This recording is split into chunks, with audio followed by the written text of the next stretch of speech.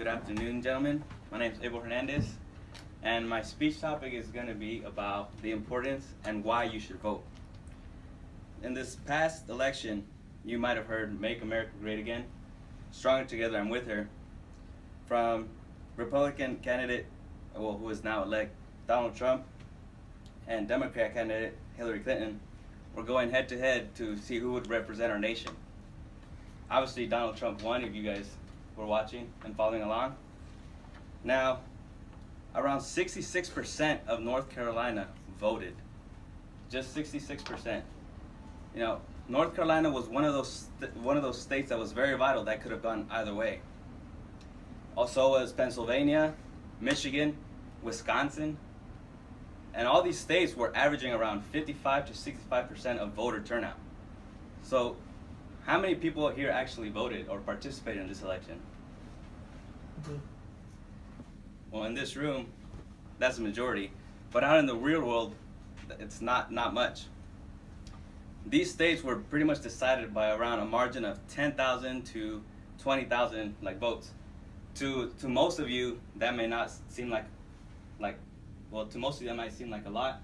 But the way the Electoral College is set up is they're all divided by districts. And if in your district, let's say you win by maybe 500 votes or 100 votes, whatever it may be, that Electoral College vote already could be headed toward the candidate of your choice. So you not going out there and participating, getting involved in what is something really important, are pretty much not having a say on who you want to represent our nation. Now, America, we have this thing called democracy. And in democracy, we have the opportunity of electing who we want to represent us, what laws we want to pass, pretty much voicing our opinion. There's a lot of other countries who still don't have that right that we do as Americans. There's other countries who still don't have women's rights. There's still people, depending on their race, that are not allowed to vote. There are even countries who allow immigrants to have a say for their country. So just imagine the frustration if someone were to just come into our country and just go against everything you have to say. But so now that government or that nation is not only taking care of their citizens who they're supposed to, they're taking care of their citizens plus everybody else.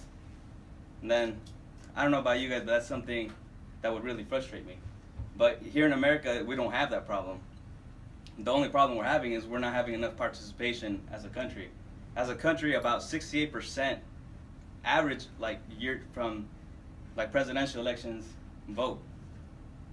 And a lot of people, I hear a lot about this electoral college system being rigged, that it should be based off popular vote. And if you just go out there and vote and represent your section or wherever you're from, the turnout can be so much different than everybody else.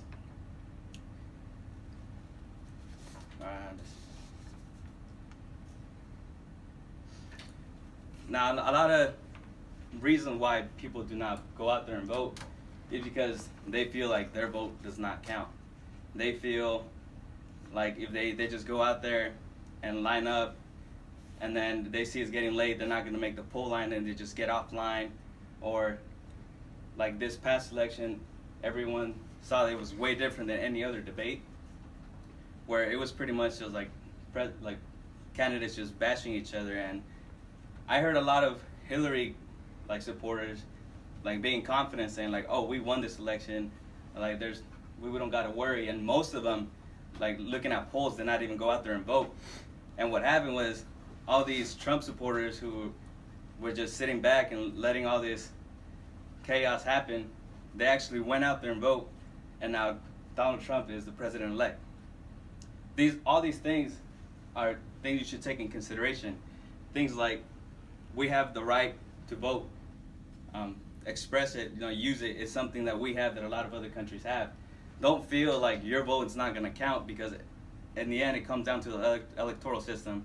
So if you go out there and represent your district could potentially help support the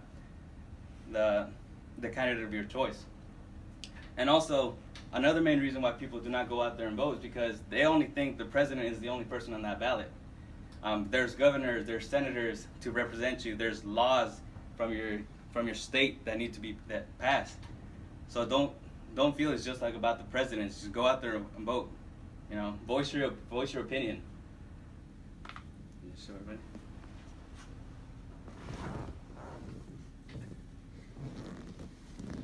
Hopefully with just like these couple of minutes, you might sit there and like hopefully register and vote next time, because it's really important to take advantage of it. A lot of countries do not have that right.